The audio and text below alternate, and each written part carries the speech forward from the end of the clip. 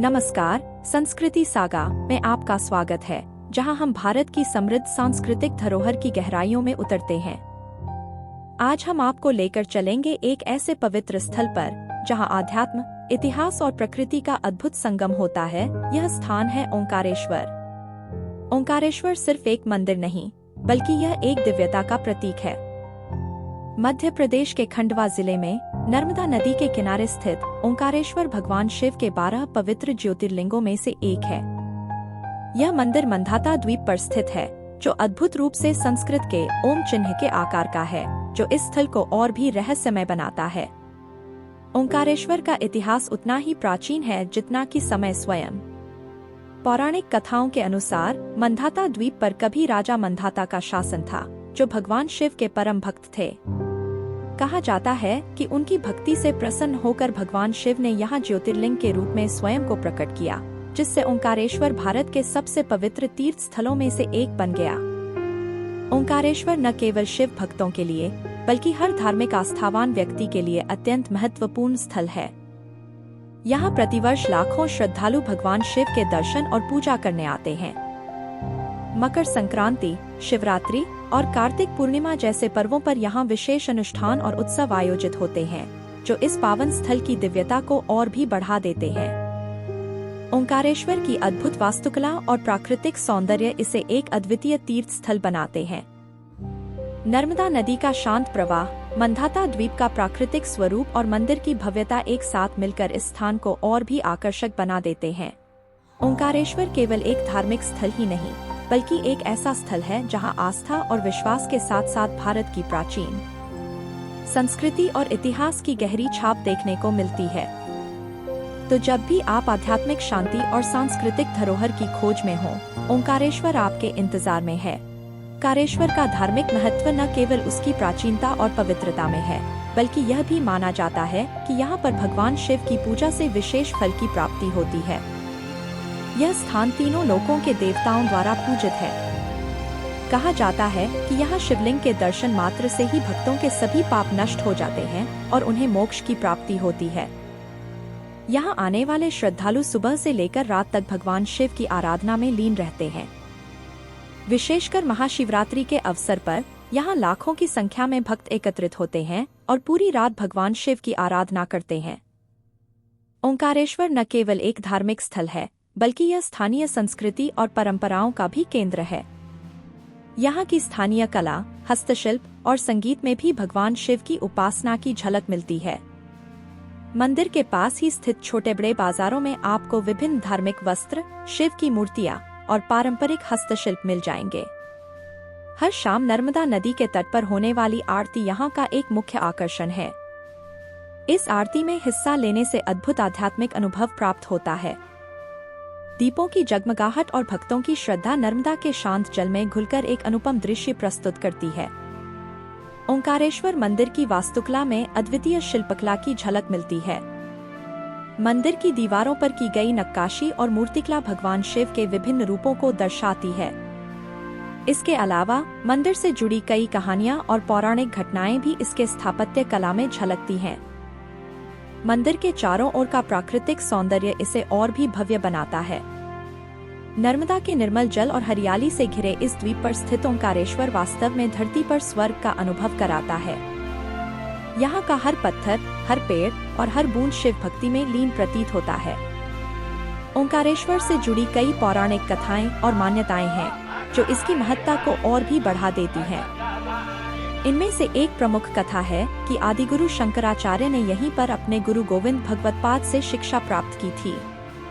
इसी स्थल पर उन्होंने अद्वैत वेदांत का प्रसार किया था, जिससे संपूर्ण भारत में शिव भक्ति की एक नई लहर आई।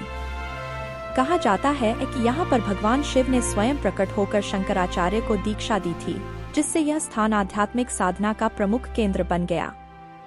अगर आप ओंकारेश्वर की यात्रा करने की योजना बना रहे हैं, तो जान लें कि यहाँ तक पहुँचने के कई रास्ते हैं।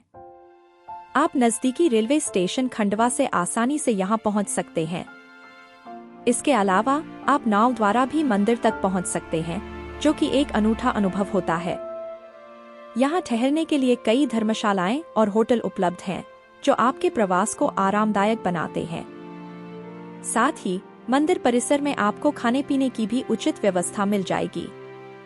ओंकारेश्वर की यात्रा न केवल एक धार्मिक अनुभव है, बल्कि यह एक ऐसी यात्रा है जो आपकी आत्मा को शांति और संतुष्टि प्रदान करती है। इस दिव्य स्थल का हर एक क्षण आपको भगवान शिव के करीब लाता है और आपको भारतीय संस्कृति की गहराई से रूबरू कराता है। ओंकारेश्वर केवल एक ज्योतिर्लिंग के लिए ही प्रसिद्ध नहीं है, बल्कि इसके आसपास कई अन्य पवित्र स्थल भी हैं जो तीर्थयात्रियों के आकर्षण का केंद्र हैं।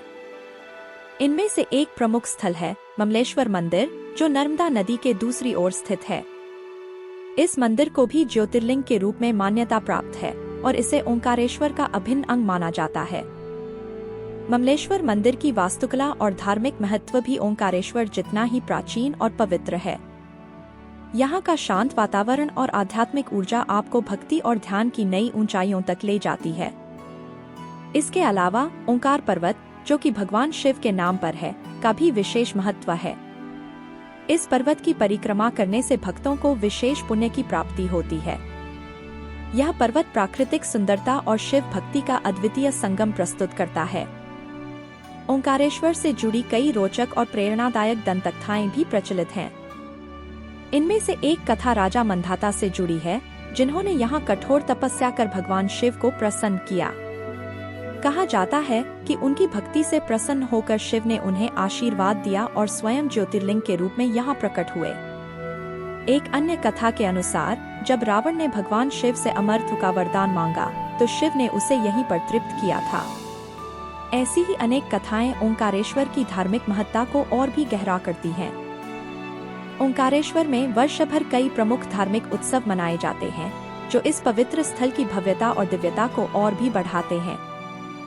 महाशिवरात्रि का पर्व यहाँ विशेष धूमधाम से मनाया जाता है। इस दिन शिव भक्त रात्रि जागरण, रुद्राभिषेक और विशेष पूजा अर्चना करते हैं।